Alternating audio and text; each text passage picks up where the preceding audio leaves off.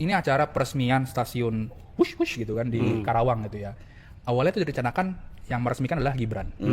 Tapi last minute AHY yang meresmikan stasiun di sana. Kenapa itu? Kenapa itu? Ya dua-duanya potensi maju di 2029 dong. Jadi ini Udah Prabowo di-spill ini nih. Prabowo lagi bagi ini ya, apa namanya agenda gitu ya. Yang ini yang muncul Gibran, yang ini yang muncul AHY gitu Ya, ya. begitulah. Oke, gue dapat informasi bahwa sebenarnya hubungan Prabowo dengan Gibran pun juga nggak bagus-bagus amat. Benar nggak sih? Nah, Pramwan, ini semuanya bermula dari manuvernya Gibran. Kalau kita bisa Google dan ingat ya bahwa ketika Prabowo di luar negeri, Gibran ini mengeluarkan program lapor Mas Wapres. Oh, iya. Lalu juga ada bantuan Istana Wakil Presiden begitu ya. Misalkan kayak goodie bag ada namanya Istana Wakil Presiden ya. Udah kayak mau nyalek aja gitu. Pakai harus perlu jati diri begitu ya. Nah, setelah itu di sekeliling Prabowo ini merasa ini orang mau ngapain sih manuver dan seterusnya.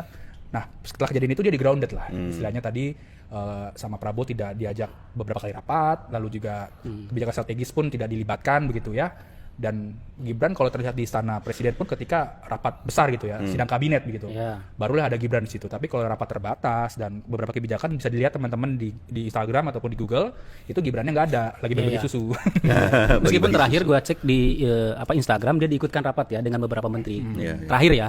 Tahu kali dia tahu Tempo menulis kali ya. Barangkali ya gitu. Ya biasanya kalau Tempo sudah menuliskan itu kemudian akhirnya orang mencoba untuk membantah. Nah, makanya gue omongin duluan supaya tidak duluan, dibantah betul. gitu. Ingat gak sih waktu eranya Ma'ruf Amin, jubirnya kan pernah bilang bahwa Ma'ruf Amin itu ibarat ban serep gitu ya. Ada omongan itu. Nah, tapi kalau Gibran ini ibaratnya dual machine gitu kan. Mobil dual machine. Apa tuh? Prabowo jalan sendiri, Gibran jalan sendiri. Ya oke. Nah, memang banyak yang bilang ya ini sebenarnya kita udah full bucket bahan wawancara keterangan segala macam itu udah lama banget ya yang memang menceritakan bahwa hubungan Prabowo dengan Gibran ini tidak baik-baik saja begitu. Ya gue inget dari Januari gue sudah minta kan. Coba tolong cari tahu informasinya hubungan Prabowo dan Gibran itu. Banyak banget Pram, kayak misalkan ini yang remeh ya. Pernah suatu acara Prabowo itu melihat pakaian Gibran dan penampilan dan nggak rapih, selengean begitu ya. Dan itu katanya ada yang menegur Gibran melalui orang-orangnya begitu. Belakangan kalau lu perhatikan Gibran itu udah rapih dan mirip-mirip orang-orang lingkarannya Prabowo kan, rapi-rapi segala macam. Dan ada lagi peristiwa lagi Sen. Apa? Gibran mengundang menteri untuk rakor lah kira-kira di Istana Wapres. Udah tersebarlah undangannya. Tapi kemudian di-tackle oleh istana. Jadi batal lah itu kira-kira. Oh, jadi artinya dari istana presiden itu kemudian meminta rapat itu dibatalkan. Nah, gue juga dapat informasi nih ada menteri-menteri yang sebenarnya udah meluncur tuh waktu itu. Oh, gitu. Menuju ke kantor Wapres tiba-tiba dapat telepon gitu loh. Enggak jadi gitu loh. Jadi akhirnya mereka putar balik gitu. Oke, jadi kita melihat konstelasinya sekarang semacam itu ya. Hubungan Prabowo dan Gibran tidak terlalu baik gitu kan. Tapi hubungan Prabowo dan Jokowi juga sebenarnya terkesannya baik-baik saja nih. Kan dia mengutus Jokowi untuk datang ke acara pemakamannya Paus Fransiskus ke Vatikan. Ya, betul, itu karena memang Jokowi kan yang menerima Paus Fransiskus ketika dia masih menjabat sebagai presiden begitu ya. Makanya dikasih udah ini aja lah yang jalan gitu. Tapi kita melihat kan waktu itu Prabowo juga bertemu dengan Megawati Soekarno Putri, ketua umum PDIP, ya. Dan di situ kemudian ada manuver-manuver baru dari Jokowi setelahnya. Artinya dia sendiri ada keresahan. Resah dan gelisah. Nggak diajak, ya kan? Ibaratnya gue sama Husin pergi terus nggak ngajak loan gitu. Kami puas banget rasanya. Iya, halo teman-teman, kembali lagi dengan saya di channel ini, channel NES 2045 yang membahas seputar politik, pendidikan, hingga budaya.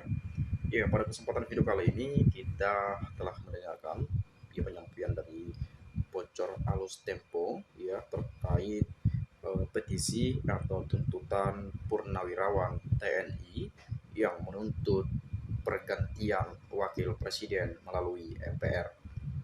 Ya, tentu ini menjadi petisi yang sangat serius karena ini berkaitan dengan posisi Gibran ya sebagai wakil presiden Republik Indonesia yang dimana isi tuntutannya yang mengganti beliau lewat MPR. Nah, atas dasar apa sehingga petisi itu dikeluarkan? Dan ini sedang heboh-hebohnya ya. Dan ini sudah banyak sekali yang membahas kenapa purnawirawan TNI itu ya menuntut hal tersebut. Ya tentu kita berpikir bahwa ini mungkin ada dasarnya ya. Mungkin ada unsurnya kenapa tuntutan itu disampaikan. Dan bahkan kalau kita tahu ya para purnawirawan ini ya ini sudah lama sekali mengabdi buat negara, dan pastinya mereka mencintai negeri ini, ya, mencintai negeri ini. Karena ya mungkin saja ada sesuatu hal yang memungkinkan Gibran diturunkan dari posisinya sebagai wakil presiden.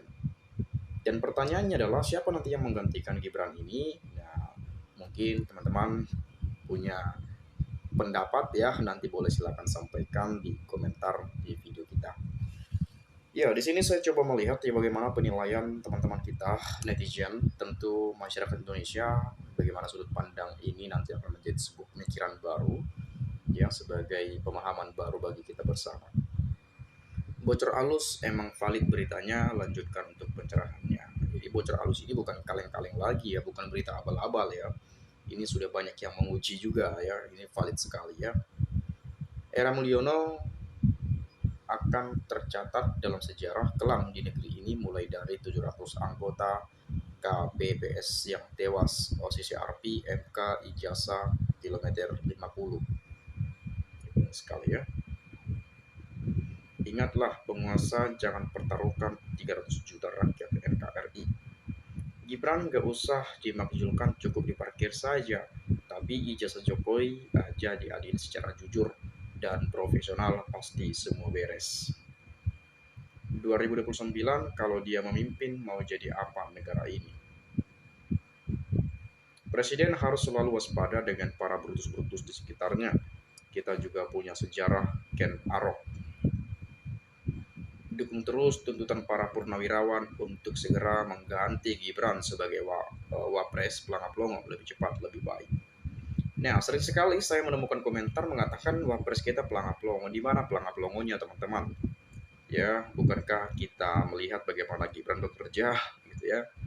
Dan memang ini pendapat teman-teman kita ya, penilaian dari masyarakat Indonesia. Ya, jujur saya sendiri pun kadang melihat Pak Wapres kita, Gibran Rakabuming Raka, tentu kita punya penilaian tersendiri.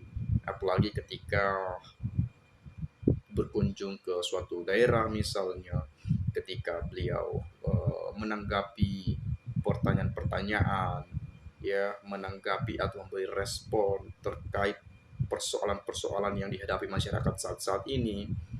Lalu kemudian bagaimana kita melihat ketika dia berada di atas panggung gitu ya, berpidato atau menyampaikan hal-hal penting, bagaimana menjawab pertanyaan-pertanyaan yang dilontarkan oleh teman-teman kita mahasiswa, adik-adik kita yang SMA, SMP di pesantren ya, dan segala macamnya.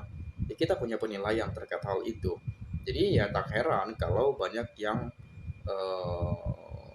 memberi cuitan-cuitan pedas kepada wapres kita. Ya, bahkan ketika Gibran memposting video, Gibran atau siapa, tetapi kalau saya melihat ada video Gibran yang tentang berbicara soal bonus demografi gitu ya, itu menuai cibiran yang banyak sekali, yang pedas sekali, dan banyak yang tweet juga tuh, mungkin di X ya, dan bahkan di TikTok, di media sosial, apalagi di YouTube, apalagi mungkin di Instagram, di Twitter atau X gitu ya, pasti banyak kalau nggak salah cuitan-cuitan itu. Nah, kemudian oligarki tahu mana pemimpin yang bisa disetir. Fukufafa, wapres potensial untuk dijadikan alat dan tujuan mereka, rusak negara dan bangsa. Pokoknya memakzulkan Gibran sebagai wakil presiden karena melanggar administrasi MK, melanggar etika, contoh Fukufafa dan gratifikasi. Makzulkan saja.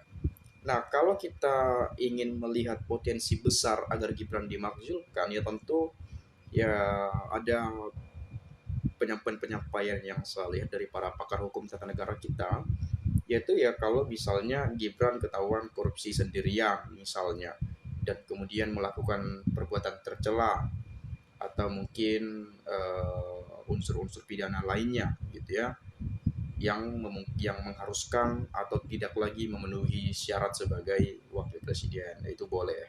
Tapi kalau memacu atau mempersoalkan terkait batas usia pada saat itu ya, minimal syarat itu, ya kecil sekali kemungkinan Gibran bisa dimakzulkan karena bagaimanapun ya perkara itu sudah disengketakan pada sengketa Pilpres di Mahkamah Konstitusi dan itu ya sudah disahkan oleh MK gitu ya pada saat itu dan hasilnya ya tadi makanya bisa dilantik Prabowo Gibrannya pada 20 Oktober 2024 kemarin. Dan kemudian gugatan PDIP sekalipun di PT UN Pengadilan Tinggi Tata Usaha Negara kita ditolak atau nggak diterima gitu ya, kurang lebihnya seperti itu ya, makanya jadi dilantik seperti itu teman-teman ya. Tapi mungkin kalau kita melihat persoalan ini atau petisi ini ya dari para purnawirawan TNI ini ya tentu ya mereka pasti ada mungkin aspek-aspek yang mendorong mereka menyampaikan tuntutan itu. Dan kemudian syarat ijazah asli, surat keterangan kesetaraan SMK itu bukan ijazah. Jadi dari sini KPU salah besar. Fufu Fafa SMA di Solo tidak lulus, sekolahnya pindah-pindah. Nah, kalau tidak lulus SMA, baru Gibran bisa dimakzulkan, bisa diganti, ya. Kalau tidak lulus SMA, karena kan syaratnya minimal tamatan SMA ya atau apa ya. Dan kemudian kalau yang beredar Fufu Fafa benar milik Gibran, ya bisa saja Gibran digantikan atau dimakzulkan. Ya, seperti itu pendapat saya dan itu sering sekali juga saya dengarkan dari berbagai penyampaian pengamat politik, para pakar hukum tata negara kita, dan kaum intelektual lainnya. Mungkin teman-teman ada pendapat lain, nanti silahkan sampaikan di komentar pada video ini. Itu saja, terima kasih saya ucapkan salam inspirasi, salam NKRI, harga mati.